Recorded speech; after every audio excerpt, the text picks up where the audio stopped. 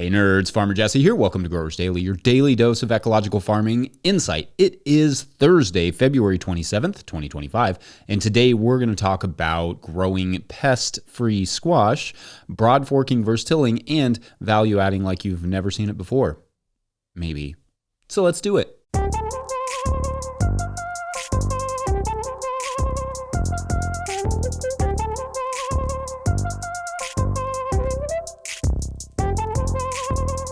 All right. Happy Thursday, everyone. Yesterday, I was kind of forced to take it easy after the day before when I said I kind of maybe overdid it a little bit. I've grown increasingly susceptible to dehydration over the years, and I feel like I was going through a little bit of that yesterday.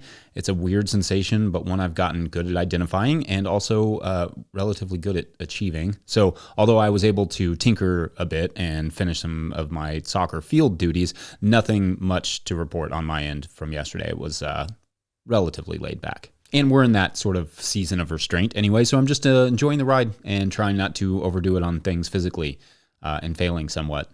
Thus the little battle with dehydration. So apropos of nothing, really, something that has been on my mind this week is the idea of value adding. This is especially true after the episode on Tuesday when I talked about how much money a small market garden business can hope to earn. Also, for many, many years, it felt like extension agents and those sorts of people really wanted to push this idea of value adding. And I think now I kind of understand why. If they want people to keep doing this business, and they do, they need to help them earn a reasonable living from it. And value adding is, theoretically, one way in which we can do that, a misunderstood and perhaps unappreciated way, I think, even by me, but maybe also by some of the people who want us to do value adding. For starters, I have long thought of value adding in the most basic of terms. Like you take something you already produce, modify it somehow, and then sell that for more money than like the raw ingredient. So in the case of farming, perhaps you grow peppers. You take them to a commercial kitchen and process them into hot sauce, following your local laws, obviously, and then sell that hot sauce at your market booth. And to be sure, that is indeed value adding, a delicious type, in my opinion. But for me, I had always just thought, like that was a lot of extra work, especially for kind of a small gain. It's almost like starting another business where you would have to purchase these other ingredients like sugar and vinegar or whatever else that you need to make it pop and manage those. Plus find, build, and use a commercial kitchen. Plus manage labels, bottles, etc., inventory, all the things. I mean, I love hot sauce, but I'm not sure I like it enough to start a hot sauce business. Personally. Anyway, that is how I had long thought of value adding, but that is not the only way to value add. So let's talk about a few other ways that are not necessarily a product that can add value to what you already do without a commercial kitchen. For one, your brand has value and it can add value to your products. Like think of podcasts. If a show you like, I don't know, This American Life or Radio Lab or whoever, say, hey, we're starting this new series, you should check it out. They have added value to that product by having taken care of their brand so that you're willing to go check out the new product that they have because you trust the brand. Think about, I don't know, like how Patagonia, for example, versus like Joe Bob's Clothing Co. Could make the exact same jacket, but Patagonia can charge more because the brand trust. You, the consumer, know it is more than likely going to be worth the amount of money that they're charging. Plus, they've added other values, like a service where you can send in damaged clothes to get it repaired, or they're using regenerative farmers to produce the materials. Oh, and Patagonia has sponsored us in the past, but are not sponsoring this. Just FYI, for transparency's sake, just figured it was a more appropriate example than, say, Nike, I don't know. For a market farm, your job is constantly to stand out against competition. So building that brand trust where people know they are going to get good product is critical. I also used to tell folks that would come to the market if they didn't like something, especially if they were kind of on the fence about trying, I don't know, fennel or something, to just come back and get something else next week. No problem. I won't even, no questions asked. Just come, tell me how you felt about it, grab something else. No one ever really took advantage of that to my memory, but I think they appreciated the offer. It made our brand stand out. Also, services and subscriptions. We sold a market card purchased through Square where effectively cardholders could order online and skip the line at market if they wanted to. And they could just also swoop in and pick up the veggies they wanted and tell us, hey, take $5 or $10 or whatever off my card. And we do that without them having to wait in line or wait for the card reader to work, which it didn't always. That's how it goes. The value for us was the upfront money we would get before the season got going, sort of like a CSA does without having to do the CSA thing. The value for them was the convenience, or maybe it's not a card at all, but a membership where members pay an upfront fee and can skip the line somehow or get additional perks like pre-ordering highly desired items like summer lettuce or whatever it is. I remember interviewing Felix Hofmann of Solavi Weinheim in Germany like several years ago, and their farm just had members who they had like a CSA, but they also had members who would just support them and got a very small amount of perks, not dissimilar to a Patreon supporter. And I'll link that show in the show notes. It was actually a really good one. It's a very old one, but it's a very good one. The blue check mark on Instagram or whatever is a good example of this type of value add too. You can pay more to have your post be more visible and your name have that blue check mark to it. With the market cards in our farm, others would see those customers, skipping the line and inquire about the cards. Like it kind of sold itself. We also, for a long time, when we were doing a regular CSA, would offer home delivery in a certain area for $5 or $10 per week.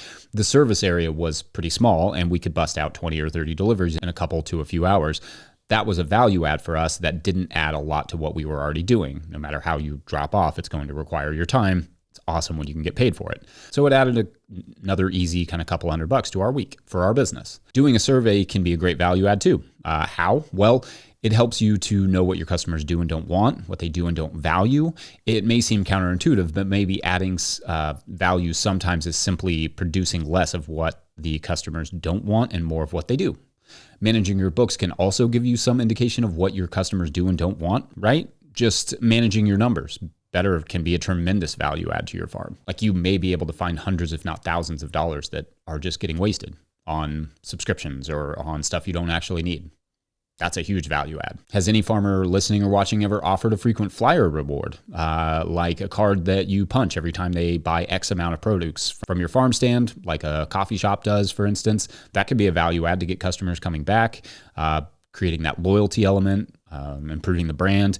Maybe they buy X amount and get a free unit or something or whatever makes sense for you. I'm not a huge fan of the tip jar at markets, but I've seen that as well, or just a donation jar for maybe like a specific project. Now that I'm talking about this, I'm kind of realizing just how much potential there is with creative ways to add value.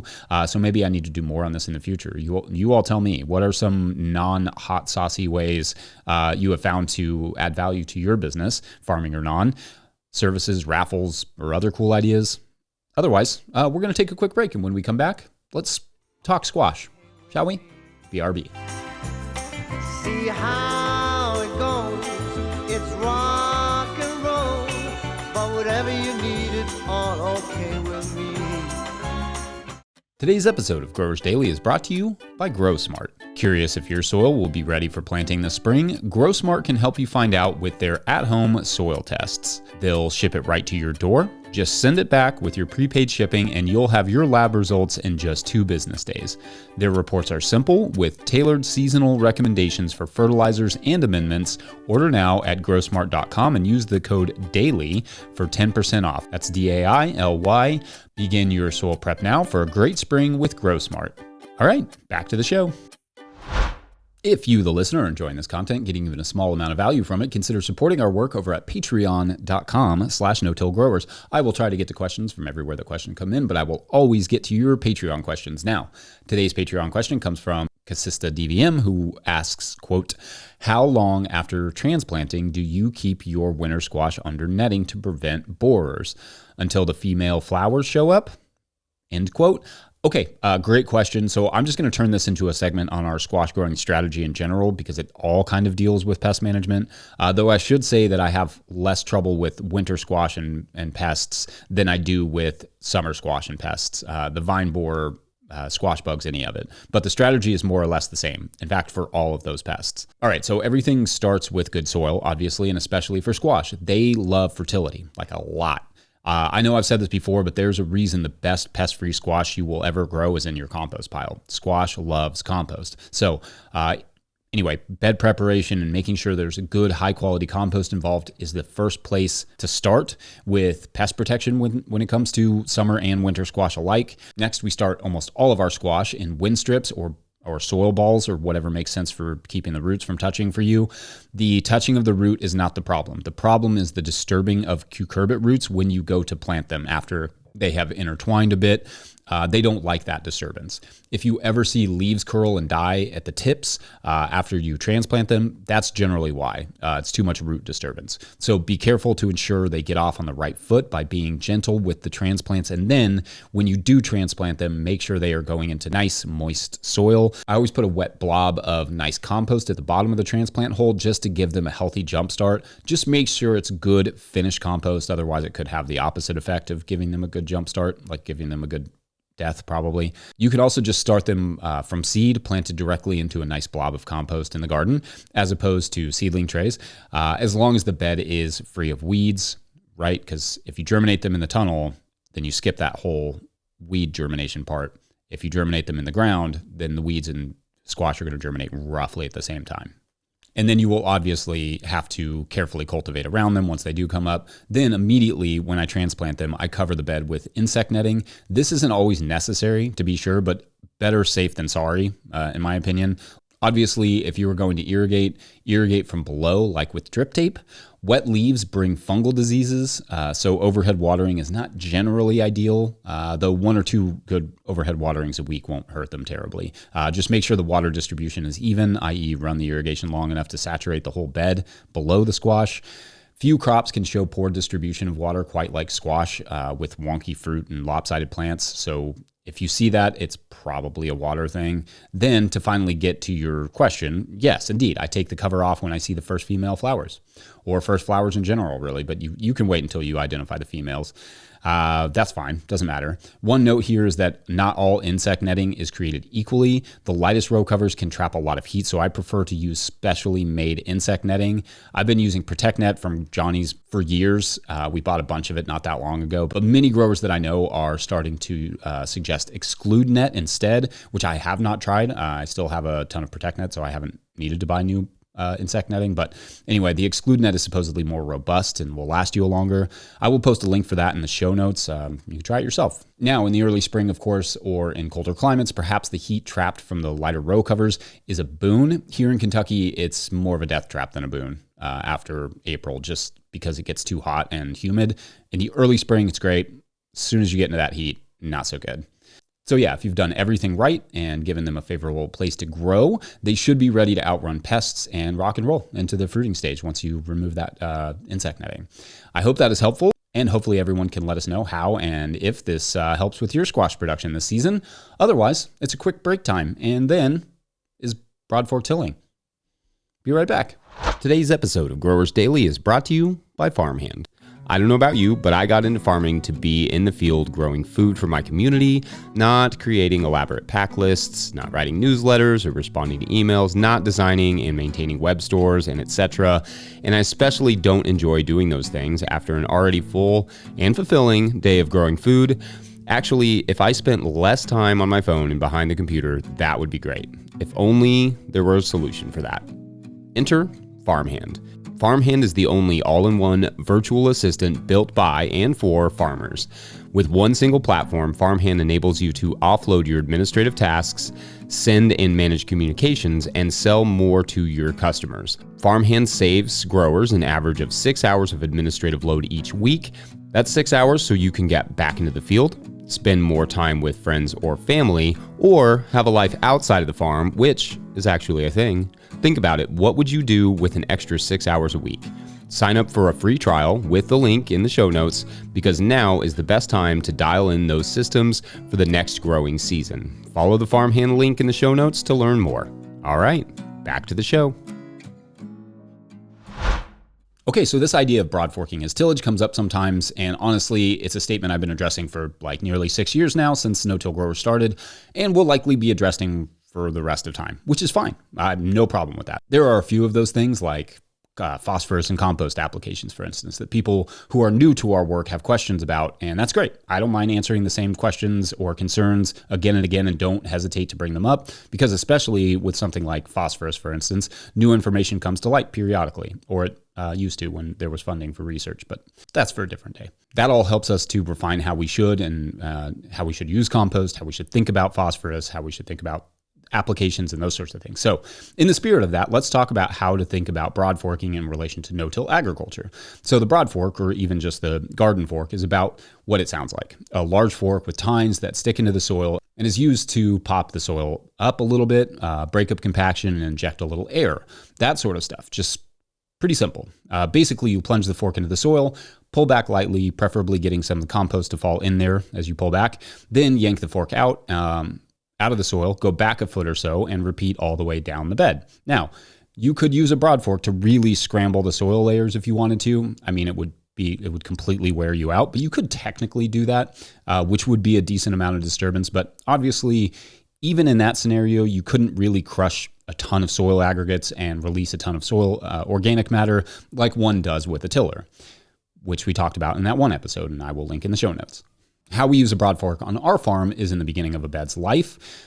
We will use the broad fork twice in the first season and maybe once in the second season if need be. Then after that, it's just as needed, which if you're following the other principles of soil health, cover crops, all those things, usage declines dramatically after that second season, even in dense wet clay like we have here. In my opinion, what I love about the broad fork is that it speeds up the decompaction process and ultimately will, or at least should, render itself obsolete over a few uses. Then the only time we will use it is on carrot beds, and not even every carrot bed. Some of our beds are pretty loose at this point after 4 seasons on this new property, so it's not necessary. Other beds are still a work in progress from years of compaction from, in our case, giant horses in a horse stable right where our high tunnel is now. We sometimes get too caught up in these dogmas about tillage or no tillage or disturbance versus no disturbance and forget to ask the soil what it needs. We forget that the majority of the plants we are trying to grow are recovery species and can handle a light amount of disturbance, especially at the surface level. Decompacting the deep soil horizons, as one does with a broad fork, will lead to better photosynthesis, better production, healthier soil, and ultimately the end of needing to broad fork. Like I said, it makes itself obsolete. Maybe it's a broad fork you use, or maybe it's a subsoiler on a larger farm or a smaller fork on a smaller farm. Or maybe it's breaking compaction apart entirely to start a new garden with a plow and some nice compost, and then never having to do that ever again. Maybe never even needing the broad fork. In sandy or looser soils, these efforts may also be a total waste of time. Every context is different.